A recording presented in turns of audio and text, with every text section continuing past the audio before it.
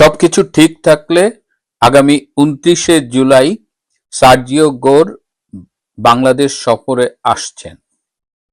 তার সফরকে কেন্দ্র করে বাংলাদেশ সরকারও এক ধরনের প্রস্তুতি নিচ্ছে।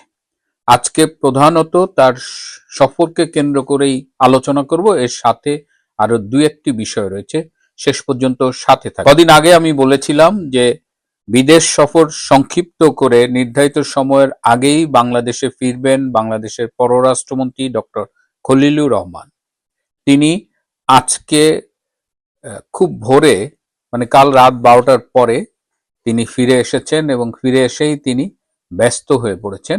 কারণ আগামী ২৯শে জুলাই বাংলাদেশ সফরে আসছেন ভারতে মার্কিন রাষ্ট্রদূত এবং মধ্য ও দক্ষিণ এশিয়ায় আমেরিকার প্রেসিডেন্ট ডোনাল্ড ট্রাম্পের বিশেষ দূত সার্জিও গোর। এই সার্জিও গোরের বাংলাদেশ সফর নিয়ে কিন্তু বেশ আলোচনা শুরু হয়ে গেছে। তার ২ দিনের সফরসূচি ইতিমধ্যেই চূড়ান্ত করা হয়েছে। তার মধ্যে রয়েছে তিনি সংখ্যালঘু সম্প্রদায়ের সাথে বসবেন। ৩ এলাকার সংখ্যালঘু সম্প্রদায়ের নেতারা তার সাথে বসবেন। একটি হলো উখিয়া টেকনাফের কাছে, আরেকটি হলো চট্টগ্রাম, আরেকটি হলো সাতক্ষীরা।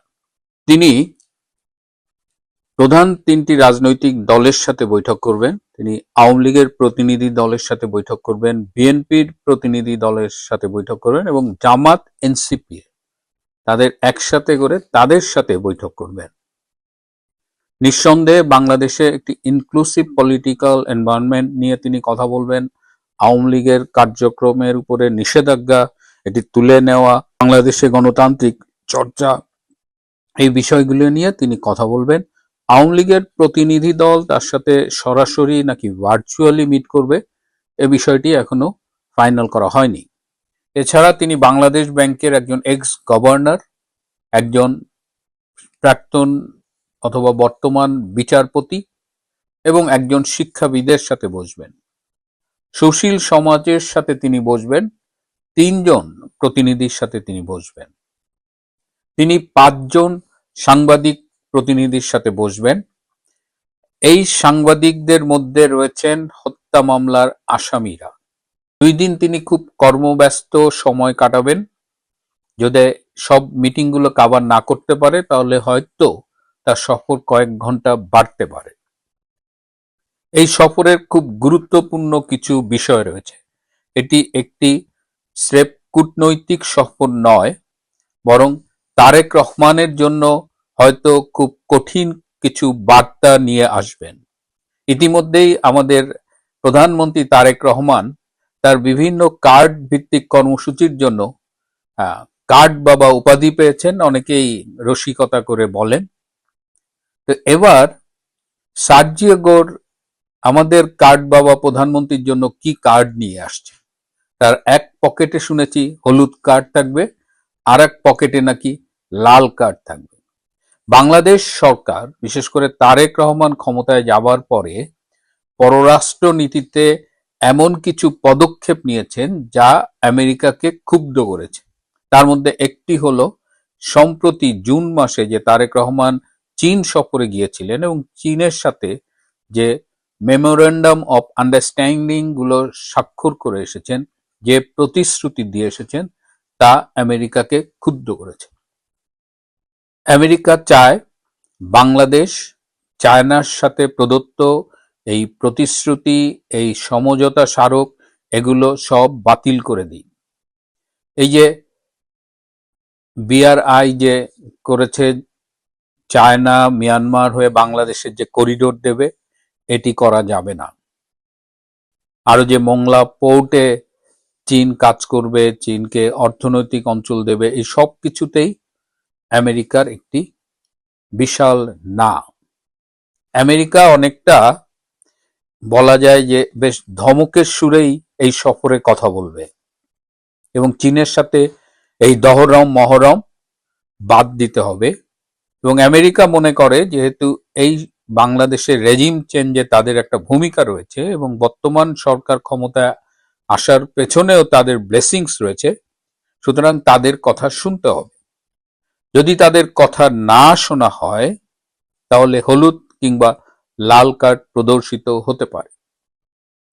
তার চেয়েও আরেকটা ভয়াবহ কথা, যেটা হলো যে মিয়ানমারকে, বিশেষ করে রাখাইন স্টেটে আরাকান আর্মিকে হেল্প করার জন্য যে মানবিক করিডোর চেয়েছিল জাতিসংঘ, এবং তখন বাংলাদেশ সরকার ইচ্ছে থাকা সত্ত্বেও দিতে পারেনি।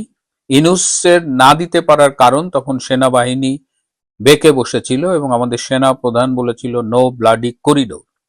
কিন্তু এবার সার্জিও গোর এসে এই করিডোরটি ইমিডিয়েটলি চান।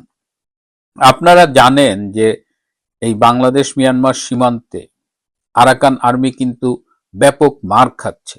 তারা যে 2 বছর আগে বেশ এগিয়ে গিয়েছিল, রাখাইন রাজ্যের অনেকখানি দখল করেছিল, সেখানের অধিকাংশ জায়গা থেকে তারা পিছু হটেছে এবং তারা প্রতিদিন মিয়ানমারের জান্তা বাহিনীর হাতে নাকাল হচ্ছেন। তো এই অবস্থায় সার্জিও গোর এসে বাংলাদেশের সরকারকে বলবে যে এই করিডোরটা ইমিডিয়েটলি দিতে হবে, এবং এই করিডোর দেওয়ার পথে কিছুটা জলপথ পড়ে, সেই জলপথে একটা ভাসমান সেতু বসাতে হবে, এবং এই সেতু বসাতে খরচ হবে $1.2 মিলিয়ন, এবং সেটি বাংলাদেশকেই দিতে হবে। জরুরি ভিত্তিতে আমেরিকার থেকে এই ভাসমান সেতু কিনে বসাতে হবে, যাতে এই করিডোর ফুললি ফাংশন করতে পারে। এখন তারেক রহমান সরকার কি করবে? এই সব কিছু মেনে নেবে? তারেক রহমান সরকার আবার এই বাংলাদেশ, পাকিস্তান, তুরস্ক, এটা একটা সামরিক চুক্তির মতো করার কথা ভাবছে। এই যে আমাদের সেনা প্রধান, তিনি জাস্ট ফিরলেন তুরস্ক থেকে 5 দিনের সফর শেষে, এবং সেখানেও এই বাংলাদেশ, টার্কি, পাকিস্তান একটা মিলিটারি ট্রিটি নিয়ে আলোচনা হয়েছে। এটাও কিন্তু সার্জিও গোর বলবেন স্টপ, এই ট্রিটি বা এই সামরিক সম্পর্কটা আমেরিকা ভালো চোখে দেখছে না। সেটাই বা কি করবেন? অর্থাৎ তারেক রহমান যে পথে হাঁটতে চাচ্ছেন, তার সেই পুরনো পাকিস্তান, তুরস্কের পথে আমেরিকা সেই পথে বাদ সাধছে। এমনিতেই তারেক রহমান কিন্তু খুব ভালো নেই। শেখ হাসিনা বাংলাদেশে আসবেন এই ঘোষণা দেওয়ার সাথে সাথেই তার সরকারের ঘুম হারাম হয়ে গেছে। আমি গতকাল এবং পরশুদিন দুটো ভিডিও করেছিলাম বিদায়ী রাষ্ট্রপতি শাহাবুদ্দিন আহমেদ চুপ্পুকে নিয়ে। আমি পরশুদিন বলেছিলাম যে তার পদত্যাগ নিয়ে একটি ষড়যন্ত্র হচ্ছে এবং তিনি পদত্যাগ করতে চান না। আমার দর্শকরা অনেকেই বলেছেন আমি বলেছিলাম যে চুপ্পু পদত্যাগ করবেন না। চুপ্পু পদত্যাগ করতে চাননি, এটা পরশুদিন পর্যন্ত এটা ট্রুথ। ইভেন গতকাল সকালেও চাননি, কিন্তু হি ওয়াজ ফোর্সড টু রিজাইন।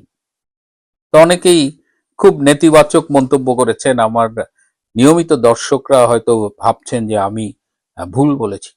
আমি যে বার্তাটা দিতে চেয়েছি, আমি বলেছি যে আমি অধিকাংশ সময় সংবাদ পর্যালোচনা করি। ঘটনা তো আপনারা নানানভাবেই জানতে পারেন। আমার তো ইউটিউবে এসে ঘটনা সবসময় বলার দরকার নেই, বাট ঘটনার পেছনের ঘটনা। আপনারা অনেকেই বলছেন যে শাহাবুদ্দিন চুপ্পু থাকলেই কি, না থাকলেই কি, সে তো সংসদে গিয়ে আওয়ামী লীগকে ফ্যাসিস্ট বলেছে। মন্ত্রী পরিষদ অ্যাপ্রুভড একটি ভাষণ রাষ্ট্রপতি পাঠ করেছেন, সেই পাঠ নিয়ে আপনাদের অনেক ক্ষোভ, কিন্তু বাংলাদেশের রাষ্ট্রপতি তো সেটা পাঠ করতে সাংবিধানিকভাবে বাধ্য।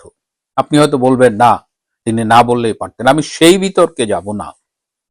কিন্তু আমরা যখন বলছি চুপ্পু থাকলেই কি, চুপ না থাকলেই কি, বা চুপ্পুকে আমরা সমালোচনা করছি, গালাগালি করছি, তখন প্রতিপক্ষ কিন্তু চুপ্পুকে আইডেন্টিফাই করতে ভুল করেনি।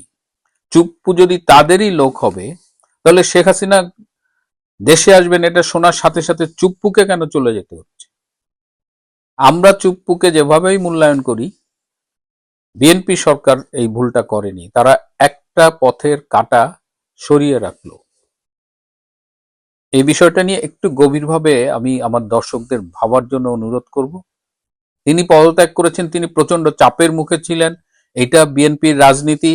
এর আগে তারেক রহমানের বাবা, সেই সময়ের রাষ্ট্রপতি বিচারপতি আবু সায়েম, তাকেও অস্ত্রের মুখে পদত্যাগ করতে বাধ্য করেছিলেন। এবং বিচারপতি আবু সায়েমের একটা বই আছে, অ্যাট বঙ্গভবন লাস্ট পেজ, সেখানে তিনি লিখেছেন যে এক হাতে স্টিক আর এক হাতে রিভলভার এবং বিছানার চারিপাশে অস্ত্রধারী 8-10 জন। তিনি পদত্যাগ করেছিলেন স্বাস্থ্যগত কারণ দেখিয়ে। আমাদের রাষ্ট্রপতি শাহাবুদ্দিন আহমেদ চুপ্পুও স্বাস্থ্যগত কারণ দেখিয়ে পদত্যাগ করেছেন, অথচ তার চেয়ে অনেক বেশি অসুস্থ অবস্থায়ও বাংলাদেশের রাষ্ট্রপতি হিসেবে দায়িত্ব পালন করেছেন আগের রাষ্ট্রপতিরা।